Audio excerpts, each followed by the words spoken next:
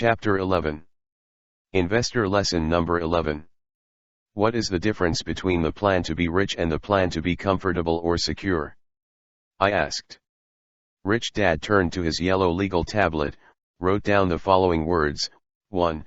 Secure, 2. Comfortable, 3. Rich.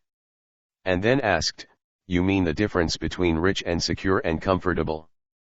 "That's what I am asking," I responded. "The difference is the price," said Rich Dad. "There is a tremendous price difference between a financial plan to be rich and the other two positions." "You mean the investments in the rich financial plan cost more money?" I asked. "Well, to most people, it looks like the price is measured in terms of money.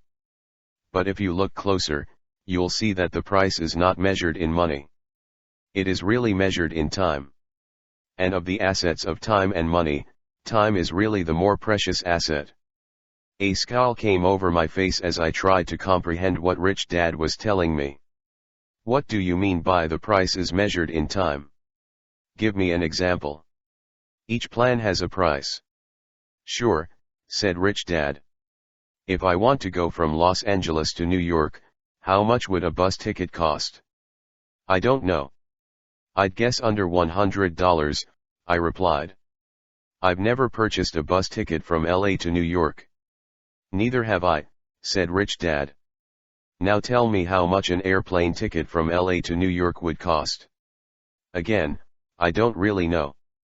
But I guess it would be around $500, I replied. "That's close enough," said Rich Dad. "Now let me ask you. Why the difference in price? You're traveling from Los Angeles to New York in both instances. Why would you pay so much more for a plane ticket?" "Oh, I got it," I said as I began to understand what Rich Dad was getting at. "I pay more for the plane ticket because I am saving time. Think of it more like buying time than saving time. The moment you begin to think of time as precious and that it has a price, the richer you will become." I sat thinking. I really was not getting what Rich Dad was talking about, yet I knew that it was important to him. I wanted to say something, but I did not know what to say. I did understand the idea that time was precious, but I never really thought of it as having a price. And the idea of buying time rather than saving time was important to Rich Dad, but it was not important to me yet. Finally, sensing my mental struggle, Rich Dad broke the silence by saying, "I'll bet your family uses the word save or saving a lot. I'll bet your mom often says she goes shopping and tries to save money. And your dad thinks that how much money he has in savings is important." "Yes, they do," I replied. "So what does that mean to you?" "Well, they may work hard at trying to save, but they waste a lot of time. I've seen shoppers in grocery stores spend hours trying to save a few dollars," said Rich Dad. "They may save money, but they waste a lot of time." "But isn't saving important?" I asked. "Can't you get rich by saving?" "I'm not saying that saving is not important," Rich Dad continued. "And yes, you can become rich by saving. All I am saying is that the price is really measured in time." Again I scrunched up my face, struggling with what he was saying. "Look," said Rich Dad. "You can get rich by saving, and you can become rich by being cheap, but it takes a heck of a long time, just as you can go from Los Angeles to New York by bus so you can save some money. However, your real price will be measured in time. In other words, it takes 5 hours by plane for $500 or it can take up to 5 days by bus for $100. Poor people measure in money. Rich people measure in time. That may be why there are more poor people who ride buses. Because they have more time than money." I asked. "Is that why they ride the bus?" "That is part of it," said Rich Dad, shaking his head, indicating that he was not happy with the way our conversation was going. "Because they value money more than time?" I asked, guessing in the dark. "Closer," said Rich Dad. "I have noticed that the less money a person has, the harder that person clings to it. I have met a lot of poor people with a lot of money. Poor people with a lot of money? I asked. Yes, said Rich Dad. They have a lot of money because they cling to money like it has some magical value. So they have a lot of money but are just as poor as if they had no money. So poor people often cling to money more than rich people. I asked. I think of money only as a medium of exchange. In reality, money by itself has very little value. So as soon as I have money, I want to exchange it for something of real value. The irony is that many people who cling desperately to money spend that money on things of very little value, and that is why they are poor. They say things like safe as money in the bank, and when they do spend their hard-earned money, they turn their cash into trash. So they value money more than you do, I said. Yes, said Rich Dad. In many cases, the poor and middle class struggle because they place far too much importance on money itself. So they cling to it, work hard for it, work hard at living frugally, shop at sales, and do their best to save as much of it as they can. Many of these people try to get rich by being cheap. But at the end of the day, you may have a lot of money, but you're still cheap. I don't understand, I replied. You're talking about the values my mom and dad tried to instill in us. You're talking about the way I think right now. I'm in the Marine Corps, and they don't pay much money, so I find myself naturally thinking that way. I understand, Rich Dad replied. Thrift and frugality have their place. But today we are talking about the difference between the plan to be rich and the other two plans. And the difference is the price, I restated. Yes, said Rich Dad. And most people think the price is measured in money. And what you're saying is that the price is measured in time, I added, beginning to understand what Rich Dad was getting at, because time is more important than money. Nodding, Rich Dad said, many people want to get rich or invest in the investments the rich invest in, but most are not willing to invest the time. That is why only 3 out of 100 Americans are rich, and one of those 3 inherited that money. Rich Dad again wrote on his yellow legal tablet the 3 core values we had been discussing to be, 1. Secure, 2. Comfortable, 3. Rich. You can invest to be secure and comfortable using an automatic system or plan. In fact, I recommend that for most people. Simply work and turn your money over to professional managers or institutions and invest for the long term. People who invest in this manner will probably do better than the individual who thinks he or she is the Tarzan of Wall Street. A steady program of putting money away following a plan is the best way to invest for most people. But if I want to be rich, I have to invest in something more valuable than money, and that is time. Is this what you've been getting at with this lesson? I wanted to make sure you understood the lesson, said Rich Dad. You see, most people want to be rich but they are not willing to first invest the time. They operate on hot tips or wild get-rich-quick schemes. Or they want to start a business so they rush out and start a business without the basic skills of business. And then we wonder why 95% of all small businesses fail in the first 5 to 10 years. They are in such a hurry to make money that they eventually lose both time and money, I added. They want to do things on their own rather than invest in a little study. Or follow a simple long-term plan, Rich Dad repeated. You see, almost anyone in the Western world can easily become a millionaire if he or she simply follows a long-term plan. But again, most people aren't willing to invest the time.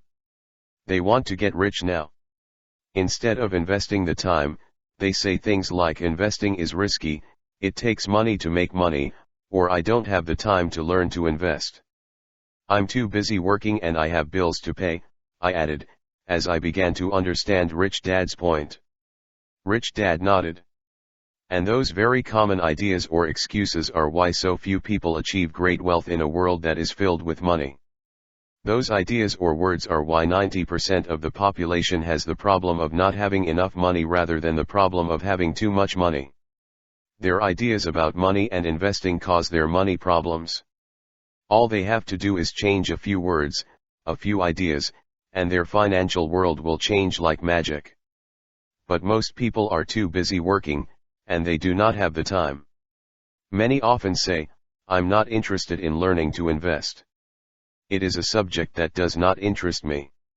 Yet they fail to see that when they say those words, they become slaves to money, working for money, having money dictate the financial boundaries of their lives, living frugally and within their means instead of investing a little time, following a plan, and having money work for them.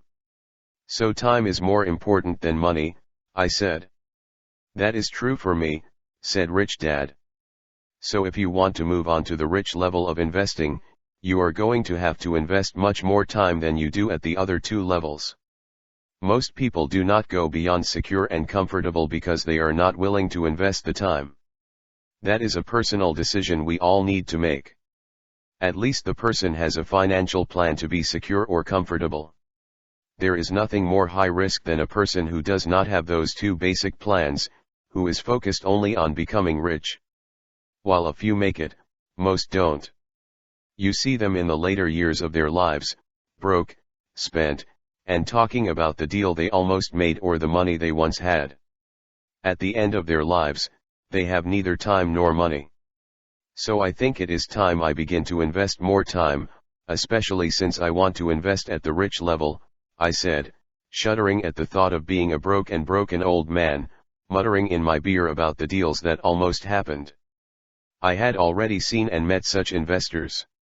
It is not pretty to see a person who is out of both time and money. Mental attitude quiz. Investing at the secure level and the comfortable level should be as mechanical or as formula-driven as possible. They should be no-brainers.